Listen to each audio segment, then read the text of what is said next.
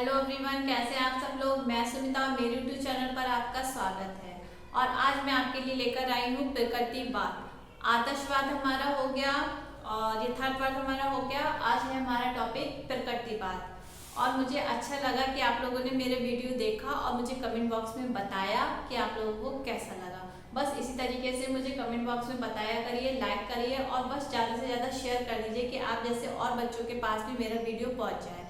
और मुझे फीलिंग बहुत ही अच्छी आई और मन करा मुझे और वीडियो बनाने का। लेकिन पता है प्रॉब्लम क्या है, कहीं ना मुझे थोड़ा सा टाइम अभी नहीं मिल पा रहा है, क्योंकि घर का भी मुझे सारा काम करना पड़ता है। तो उसके बाद मैं वीडियो के लिए टाइम थोड़ा सा नहीं निकाल पा रही हूँ। लेकिन अगर आप लोग मेरा वीडियो देखेंगे, पसंद करेंगे और मुझे कमेंट बॉक्स में बताएंगे अच्छा लगेगा, तो मैं भी थोड़ी सी मोटिवेट होती हूँ और मेरा फिर बहुत मन करता है कि मैं बनाऊँ। तो जहाँ तक है, मुझे कुछ बच्चों ने कमेंट किया, मुझे अच्छा लगा और मैं कोशिश करूंगी कि मैं कंटिन्यू अब डेली जो है वीडियो डालूं। क्योंकि भले ही जो भी बच्चे मुझसे जुड़े हैं या जो बच्चे मुझसे उम्मीद कर रहे हैं कि मैं पूरा सिलेबस कराऊं, तो मैं ये पूरा करा कर ही रहूंगी। उसके लिए चाहे मुझे कैसे भी टाइम को मैनेज करना पड़े, मैं पूरा करूंगी। बस आप लोग मेरा साथ दीजिएगा और चैनल को ज़्यादा से ज़्यादा सब्सक्राइब और शेयर कर दीजिएगा, ठीक है। तो चलिए आज का टॉपिक हम स्टार्ट करते हैं, प्रकृतिवाद। देखिए प्रकृतिवाद क्या है। हमने आदर्शवाद पढ़ा, आदर्शवाद में मन से रिलेटेड था। यथार्थवाद पढ़ा, जो हमने देखा था कि प्रत्यक्ष रूप से जो भी हम चीज देखते हैं वह यथार्थवाद कहती है, ठीक है।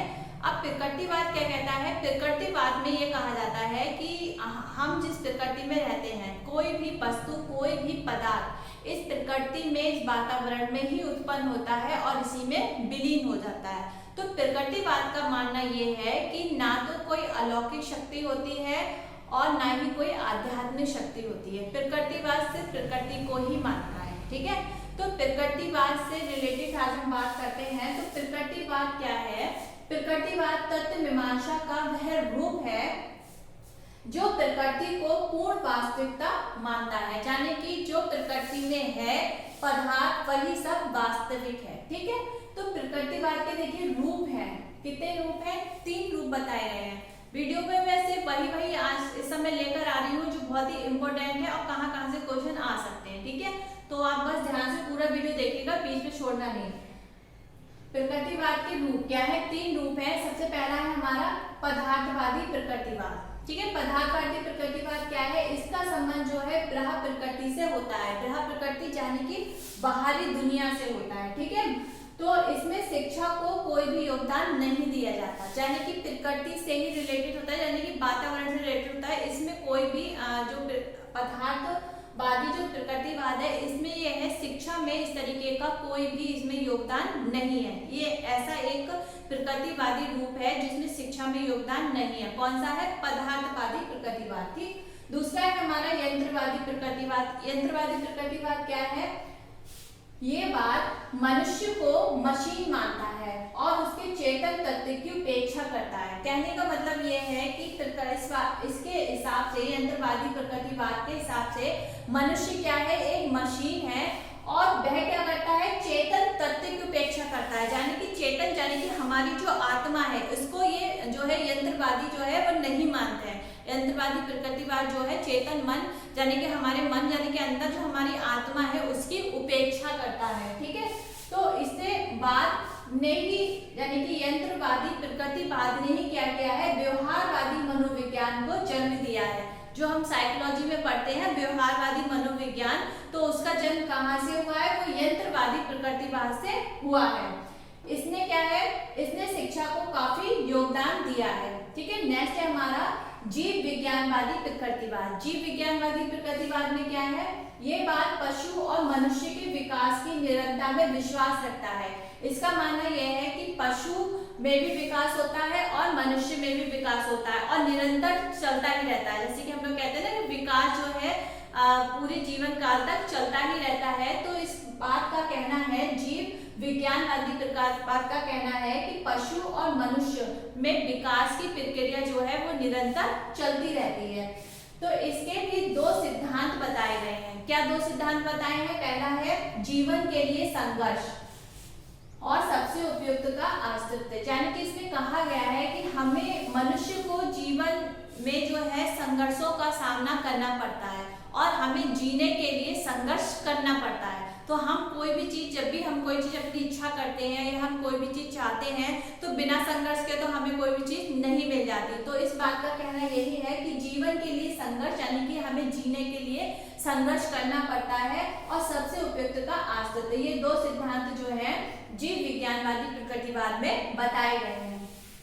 अब आते हैं बात प्रकृतिवादियों के संप्रदाय। अब संप्रदाय कितने बताए गए हैं? देखिए 3 संप्रदाय बताए गए हैं प्रकृतिवादियों के। सबसे पहला है हमारा मूल प्रवृत्त्यात्मकवादी तथा पदार्थवादी प्रकृतिवाद। इसमें ये कहा गया है, हम लोगों ने साइकोलॉजी में पढ़ा होगा, मूल प्रवृत्तियां यानी कि जो बच्चे के अंदर जो मूल प्रवृत्ति यानी कि जो मूल संवेग होते हैं ये वही है। तो इसमें ये बताया गया है, प्रकृतिवादियों का कहना है कि बच्चों को जो है पूरी तरीके से प्रकृति में उनकी जो मूल प्रवृत्ति है यानी कि उनके जो मूल संवेग है उसके द्वारा ही उन्हें प्रकृति को समझने देना चाहिए और उन्हीं के हिसाब से उनको आगे बढ़ने देना चाहिए। यानी कि कहने का तात्पर्य यहाँ पर है कि इनका जो विकास है वो स्वाभाविक और अंदर से हो, यानी कि बच्चे का जो विकास है, बच्चा जो चीज समझ रहा है वो उसके स्वाभाविक रूप से, यानी कि अंदर से, हमें बाहर से उसके ऊपर कोई चीज नहीं थोपनी है, उसको बाहर से हमें कुछ नहीं समझाना है। यहाँ पे कहने का मतलब है मूल प्रवृत्ति, उसकी जो हाव भाव है, उसकी जो सोचने की प्रक्रिया है, उसकी जो मूल प्रवृत्तियां हैं, उसके हिसाब से बच्चा जो है स्वाभाविक रूप से अंदर से सीखे और उसको अंदर से यानी कि उसका विकास हो। तो यहाँ पे ये कहा गया है। ठीक है, दूसरा है हमारा संप्रदाय डार्विनवादी तथा जीव विज्ञानवादी प्रकृतिवाद। अब ये जो बात दिया है ये डार्विन ने और लैंडमार्क। डार्विन कौन है? ये अंग्रेज प्रकृतिवादी डार्विन और फ्रांसीसी वैज्ञानिक लैंडमार्क ने मानव विकास की खोज का काम किया है। इन्होंने क्या बताया? इन्होंने बताया कि जीवन को बनाए रखने के लिए, यानी कि हमें अपने जीवन को बनाए रखने के लिए निरंतर संघर्ष होता है। इस संघर्ष में शक्तिशाली जीवित रह जाते हैं और निर्बल नष्ट हो जाते हैं। कहने का मतलब जब हम अपने जीवन में देखिए सबके संघर्ष होता है, ठीक है, अगर हम अपने जीवन में उस संघर्ष को लड़ते हैं और तो सफलता को प्राप्त होते जाते हैं और आगे बढ़ते जाते हैं। लेकिन जो लोग निर्बल होते हैं, मन से कमजोर होते हैं, वो क्या मानते हैं? वो हार मान लेते हैं और हार मान के वो काम को करना छोड़ देते हैं, यानी कि वो हार जाते हैं।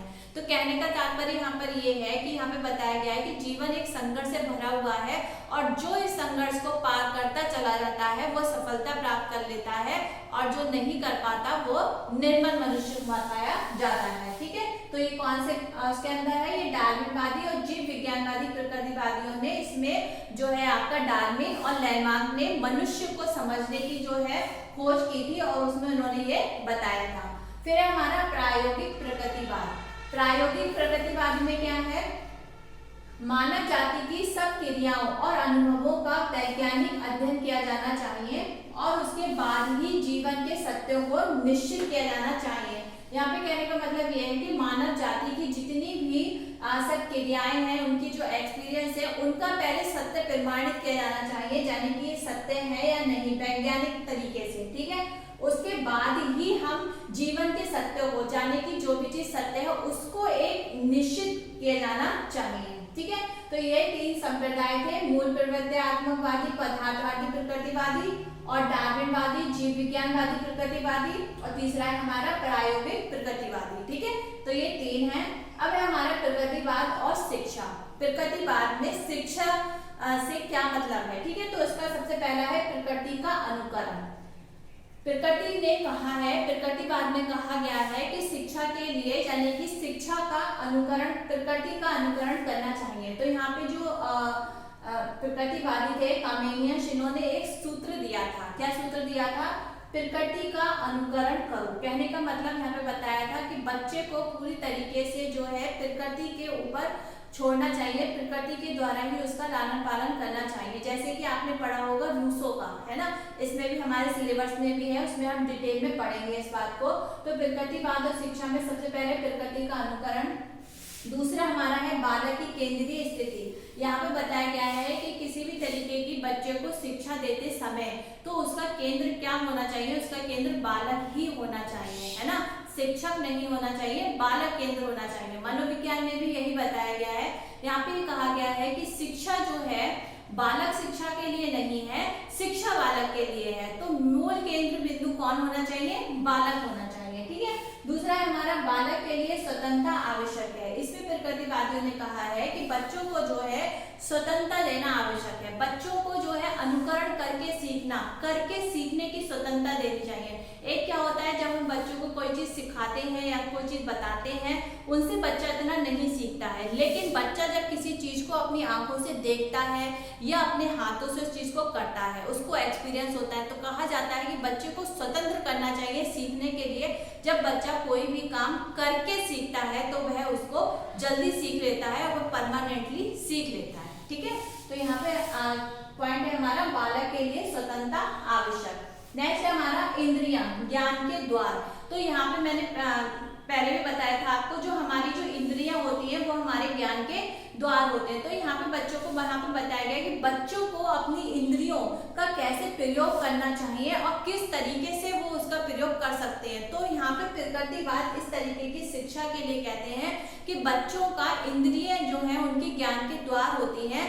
तो शिक्षकों को क्या करना चाहिए कि उनकी जो इंद्रियां हैं उनको किस तरीके से यूज उसका वो करे और उनको अच्छे तरीके से शिक्षा प्राप्त हो। एक मिनट। तो यहाँ पर जो है नेक्स्ट पॉइंट है हमारा इंद्रियां ज्ञान के द्वार। फिर नेक्स्ट है हमारा पुस्तकीय शिक्षा अनावश्यक। यहाँ पर जो प्रकृतिवाद ने बताया है कि पुस्तकीय ज्ञान को अनावश्यक बताया है, क्योंकि कहा गया है कि बच्चा जो है प्रकृति में रहकर बाहर के वातावरण में जो शिक्षा ग्रहण कर सकता है वो पुस्तकीय यानी कि कृत्रिम ज्ञान से नहीं कर सकता है। तो इसको उन्होंने ज्यादा इम्पोर्टेंट नहीं दी है। फिर है हमारा निषेधात्मक शिक्षा। निषेधात्मक शिक्षा में बताया गया है कि हम बच्चे को उसके विवेक के द्वारा उसको एक ऐसी शिक्षा देते हैं जिससे, जैसे कि हम बच्चे को ये तो नहीं बताते कि ये सही है या गलत है, लेकिन हम गलत करने भी नहीं देते हैं। तो इसमें बच्चे को इस तरीके की शिक्षा दी जाती है कि बच्चा अपने विवेक के द्वारा ये सीखता है कि क्या सही है और क्या गलत है। जैसे कि हम उसको सत्य बोलना नहीं सिखाते, पर असत्य बोलना भी नहीं करने देते, असत्य भी बोलने नहीं देते, पर सत्य बोलना है सिखाते भी नहीं है। तो इसका मतलब निषेधात्मक कैसे, जैसे कि अगर हम हैं कोई चीज है तो हम बहुत सी चीजें ऐसी होती है हम नहीं सीखते हैं, लेकिन खुद भी हमें ये चीज एक्सपीरियंस होता है या फिर हमें ये चीज पता होता है कि ये सामने से गलत है और ये सही है। क्यों? क्योंकि हम उसको अपने अंदर से उसको फील कर रहे हैं, उसको अपने विवेक के द्वारा उसको किसी प्रॉब्लम को सॉल्व कर रहे हैं। तो निषेधात्मक शिक्षा एक तरीके की ऐसी शिक्षा होती है जिसमें बच्चे को खुद से सही और गलत की पहचान कराई जाती है। ठीक है। तो यहाँ पे लास्ट में मैं आपको डेफिनेशन बताऊंगी रूसो की। शिक्षा को इंद्रियों का उचित प्रयोग करके ज्ञान का द्वार खोलना चाहिए, यहाँ पे रूसो ने कहा है। तो यह था आज का हमारा प्रकृतिवाद। अब हमारा नेक्स्ट टॉपिक रहेगा इसका प्रयोजनवाद। तो आप लोगों को कैसा लगा तो मुझे कमेंट बॉक्स में जरूर बताना, और क्या करना है, लाइक करना है, शेयर करना है, सब्सक्राइब करना है और मुझे बताना कि कैसा लगा। तब तक के लिए बाय बाय।